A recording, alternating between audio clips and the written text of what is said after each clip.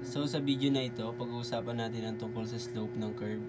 So ituturo ko sa inyo kung paano hanapin ang slope ng isang curve gamit ang derivatives. So gamitin natin yung ang equation na y equals x cubed minus 2x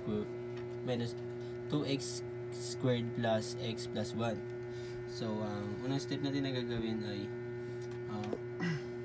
i-differentiate natin ang equation na ito. So hanapin natin ang derivative ng bawat bahagi. So d over dx x3 equals 3x2 d over dx, so minus 2x2 equals 4 minus 4x. So yun, kaya derivative ng function ay f prime, so equals 3x2 minus 4x plus 1. So yun, ito ang equation para sa slope ng curve. Step 2 naman na gagawin natin ay i-substitute ang value ng x. So step 2, ngayon hanapin natin ang slope ng curve sa point na 1 and 1. So substitute natin ang x equals 1 sa derivative ng f prime. So i-substitute natin yung 1 sa lahat ng x. So 1 equals 3, 1, 2 minus 4, 1 plus 1. So yun. Tapos nyan, isi-simplify natin. So a prime 1 equals 3, 1 minus 4 plus 1 equals 3 minus 4 plus 1 plus 1, so equals to 0. Yan. Kaya yung slope ng curve sa point na 1 and 1 ay 0. So sa point na 1 and 1 equals to 0. So ang final na sagot doon ay 0. So ituturo ko kung paano hanapin ang equation ng tangent line and normal line ng isang curve sa isang particular na punto. So ang gagamitin natin halimbawa ay y equals x squared minus 3x plus 2 to the point to the tangent line at normal line nito ay sa point na 2 and 0. So step 1 natin na gagawin ay una, hanapin natin ang slope ng curve sa pamamagitan ng pagkuha ng derivative ng equation. So ang equation ng curve ay so f prime minus x of x equals 2x minus 3. Ngayon, i-substitute natin ang x equals 2 para makuha natin ang slope sa point na 2 and 0. So f of prime 2 equals 2 times 2 minus 3, so equals to 4 minus 3 equals 1. So kaya ang slope ng tangent line sa point na 2 and 0 ay 1. So 1. So sa ano naman, hanapin natin ang equation ng tangent line. So gamitin natin ang slope na slope of m equals 1 to the point na sa point na 2 and 0. So ito gamitin natin ang point slope formula.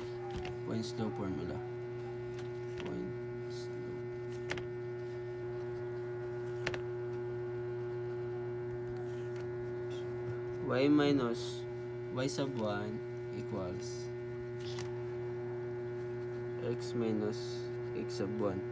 So i-substitute natin ang ang slope of equals 1 equals x sub 1. So 1 minus x sub 1 equals 2. tsaka yung y sub 1 equals 0. So, ang magiging sagot niyan ay x minus 0 equals 1, x minus 2. So, yun. Tapos, isa-simplify natin yung equation na ito. So, y equals x minus 2. So, step 3. Susunod, hanapin natin ang equation ng normal line. So, lagi natin tandaan na ang normal line ay perpendicular sa tangent line. Kaya yung slope nito ay ang negative reciprocal ng slope ng tangent line. So, gamitin ulit natin ang point slope formula. So, y minus y sub 1 equals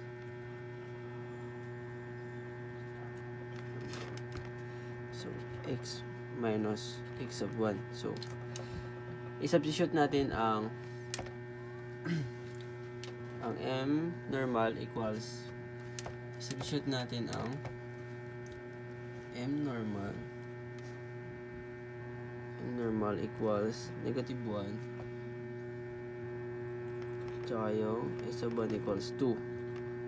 So, at tsaka yung m sub 1 equals 0. So, ang magiging sagot niyan ay y minus 0 equals negative 1 ay minus 1. So, x minus 2. Tapos yan, isa-simplify natin. So, pag simplify na naman yan ay y equals negative x plus 2.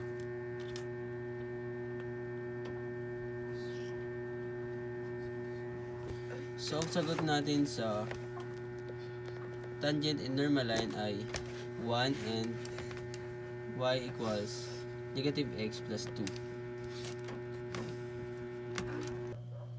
Okay, ngayon pag-aaralan natin yung related rates. Ito ay isa sa example ng problem solving ng related rates.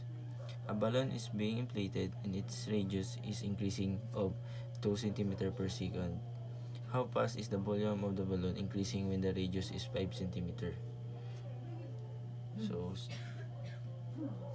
unang step natin na gagawin ay yung kukuha natin yung formula ng sphere, which is yung lobo. So, volume 4 over 3 pi r cube.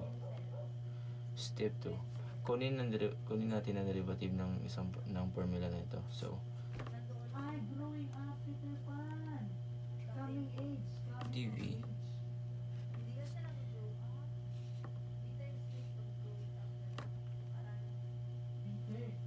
over dt equals 4 pi r cube dr over dt. And then, step 3, substitute natin yung value ng value. So, yung dr dt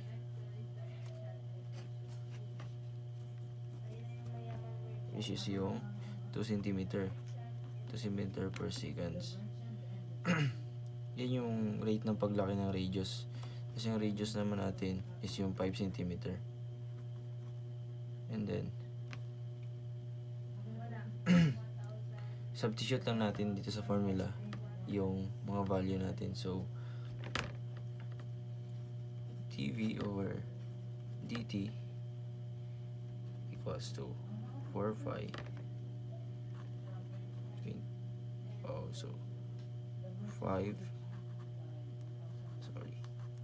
5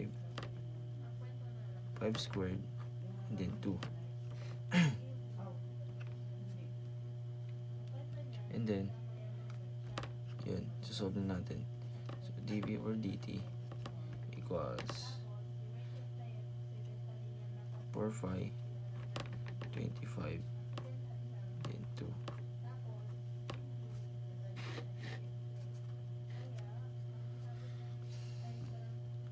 So, yung pinakasagot nito, then, susolve na naman natin siya ulit.